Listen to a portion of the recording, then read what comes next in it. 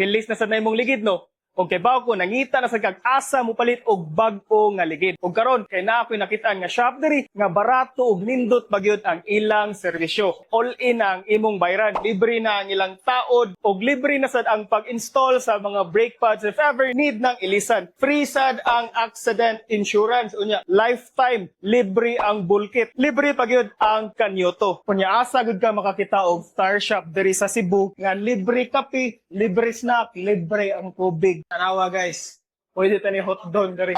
Nindot pa jud kayo kay night couch. So pwede ra ka maghuwat while gitauran og bag-ong ligid ang imong motor.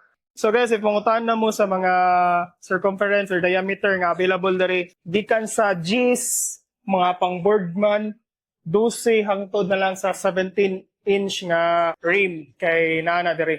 Ang nakanindot sa dire guys kay limpyuhan gyud nila imong mag, especially kana bitaw nagbutang ka og sealant, tangtangon gyud na nila before install ang bag-o nga ligid. Usa sa nakanindot dire guys is mga bag-o ilang ligid, tanawa na 14th week of 2025 na himo.